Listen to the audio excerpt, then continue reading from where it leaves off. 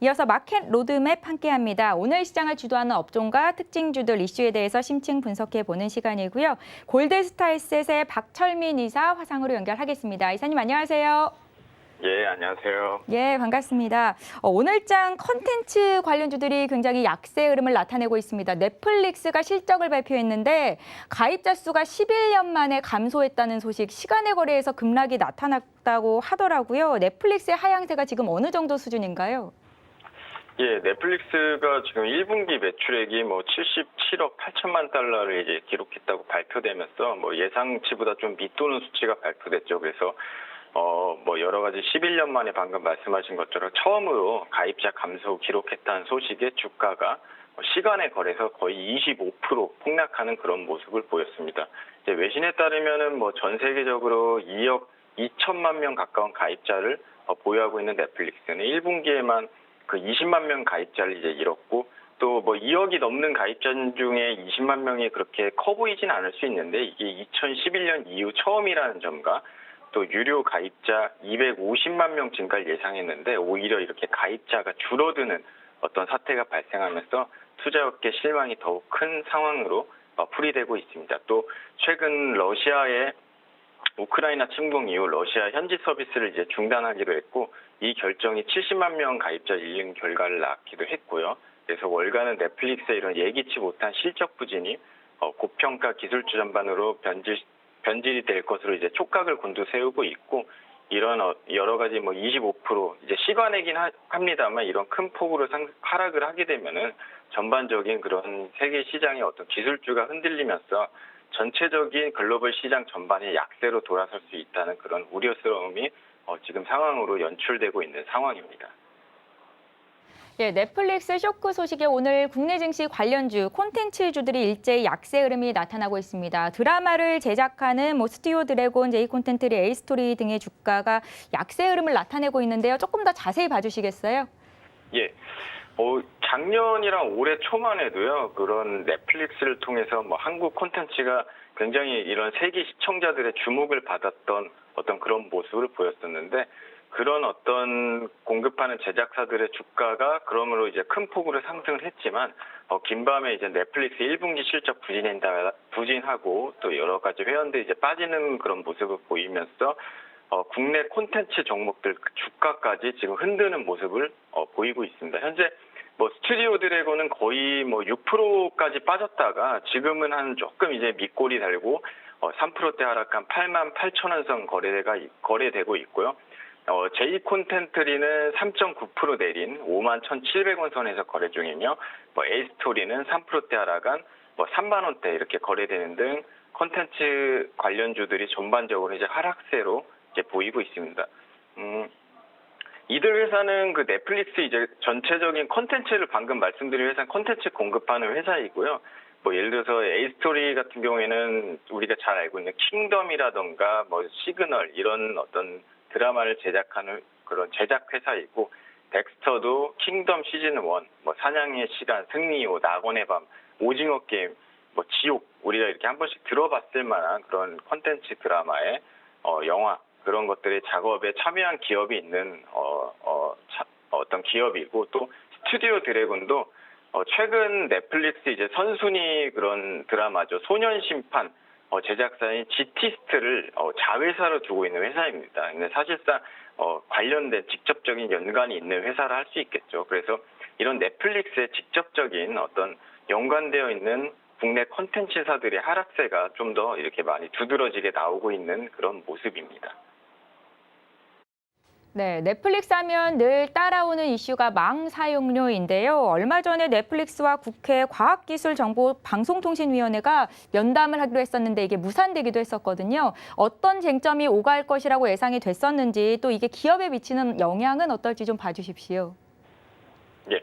그 망 이용료라는 게 즉 이제 넷플릭스뿐만 아니라 유튜브도 마찬가지고요. 그런 어떤 콘텐츠 제공 사업자가 이제 SK텔레콤이나 이런 통신 사업자가 만든 인터넷망을 이용하는 대가로 내는 요금이라고 보시면 되거든요.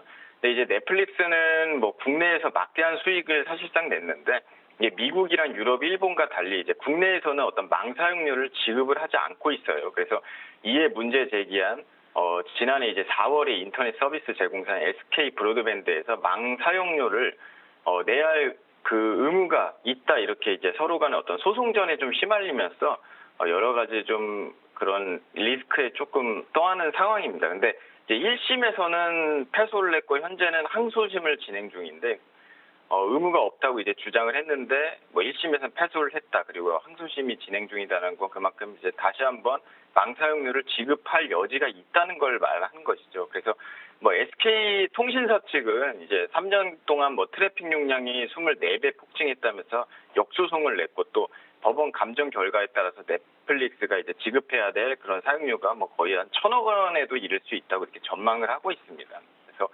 뭐 18일 사실 이제 그런 정보통신기술업계 따르면은 원래 이제 딘 가필드 넷플릭스 부사장이랑 국회 과학기술정보방송통신위원회 위원이랑 면담을 가질 예정이었는데 그런 여러 일정 조율 과정에서 이들의 만남이 취소가 된 것으로 알려졌고요.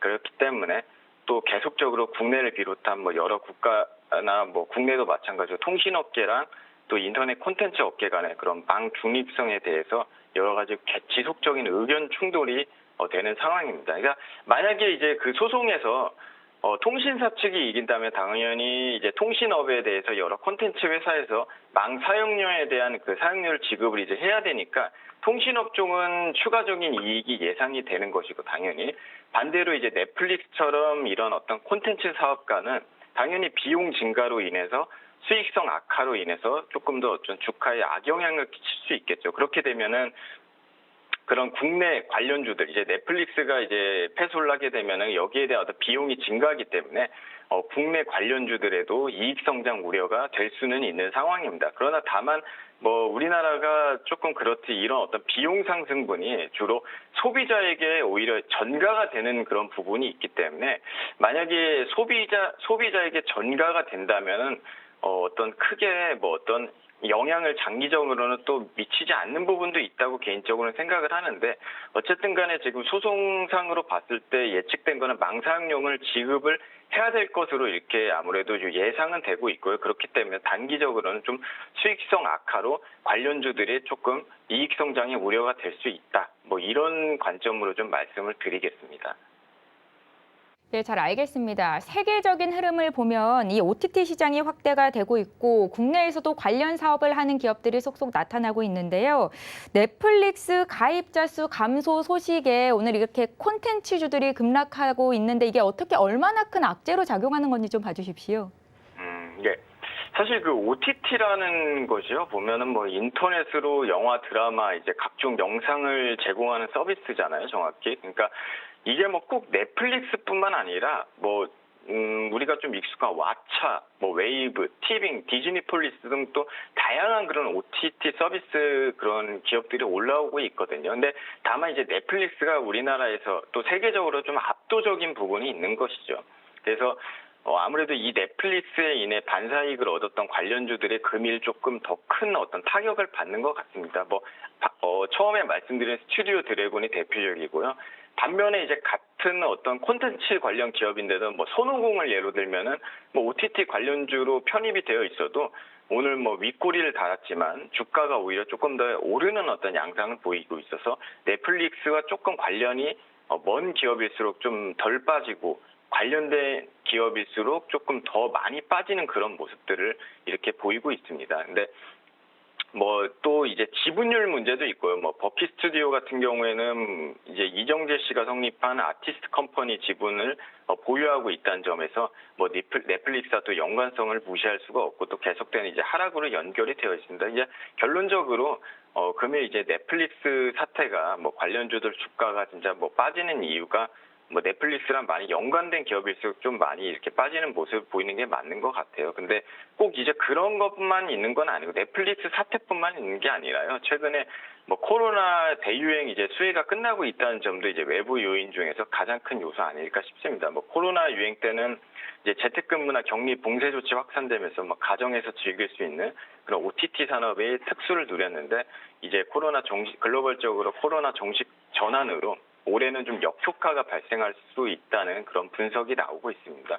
네, 그러나 이제 결정적으로 콘텐츠 사업은 제조업이랑 달리 뭐 어떤 정확한 가치를 좀 판단하기 어려운 부분이 사실 있거든요. 그러다 보니까 이제 우리가 눈에 보이는 자산이나 재화를 제공하는 게 아니다 보니까 좀 더 이런 어떤 넷플릭스의 악재가 좀 더 일반 제조업이랑 달리 눈에 보이지 않는 부분이 있어서 좀 주가 하락에 민감하게 작용하는 거 아닐까, 좀 개인적으로 이런 생각이 들기도 합니다.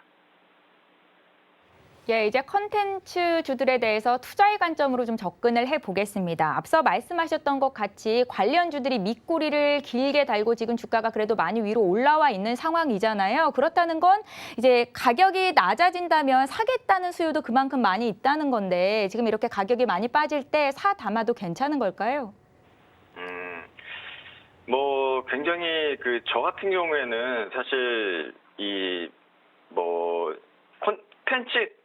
콘텐츠 기업을 좀 단기성으로 저는 좀 보고 싶어요. 그래가지고 오늘도 아까 뭐 스튜디오 드래곤은 뭐 6%대 거의 하락이 됐다가 거의 뭐 한 지금 3%대 이렇게 올라서기도 했는데, 조금 보면은 아무래도 너무 이제 과열되게 좀 하락되는 부분이 있어가지고 다시 한번 상승하는 양상이 있는 것 같아요. 그런데 제가 이제 말씀드리고 싶은 것은 뭐 많이 빠졌으니까 사야 되고 조금 빠지면 안 사야 되고 이런 부분이 아니에요. 기본적으로 콘텐츠 사업 같은 경우에는 뭐 특정 이제 좀 단기성으로 좀 투자를 해야 되는 그런 부분이 있다고 보고 있고요. 그러니까 제조업처럼 뭔가 이제 꾸준한 매출이나 오더가 있거나 대략적인 재고 파악이나 계약 같은 게 파악이 가능한 영역이 아니라, 그러니까 말 그대로 이게 재미있어야지 진짜 흥행하는 영역이거든요. 그렇기 때문에 단순히 뭐 넷플릭스 관련주여가지고 많이 빠지기 때문에 이게 뭐 지금 사야 된다 이런 관점이보다는, 그런 기업들이 앞으로 어떤 새로운 어떤 신규 콘텐츠, 뭐 오징어 게임 2도 있고 지옥 2도 많이 있잖아요. 이런 것들을 냈을 때 이게 실질적으로 굉장히 어떤 시청률도 좋고 많이 이제 흥행을 하냐 이런 여부에 따라서 조금 접근을 해야 되는 부분이라고 생각을 합니다. 그래서 콘텐츠는 좀 뭐 장기적으로 이렇게 접근하기보다는 단기성으로 좀 신규 콘텐츠가 나왔을 때 어떤 수요 추이를 좀 살펴보면서 좀 매수를 좀 신중하게 해야 되는 영역이 아닐까, 저는 이렇게 좀 보수적인 관점으로 말씀을 드리겠습니다. 예, 콘텐츠주들은 장기적인 투자가 아니라 단기적인 관점에서 대응해야 된다라는 말씀을 주셨는데 그래도 혹시 탑픽으로 꼽고 계신 종목이 있을까요, 이사님? 예, 그 중에서도 제가 이제 말씀드리면 오늘 뭐 조금 덜 빠진 초록뱀 미디어라는 기업을 좀 추천드리고 싶고요.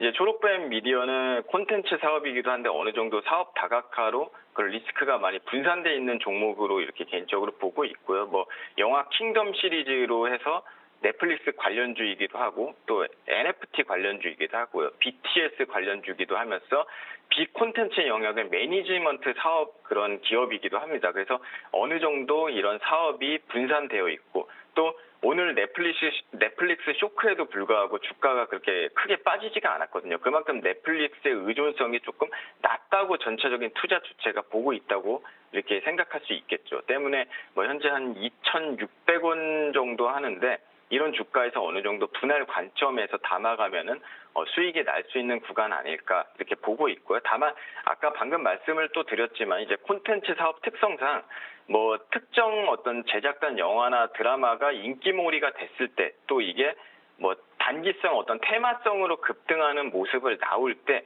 전략적인 기술적인 매도를 하는 것을 저는, 그러니까 단기적으로 좀 트레이딩 관점으로 투자하는 게 맞다. 좀 이런 관점으로 말씀을 드리겠습니다.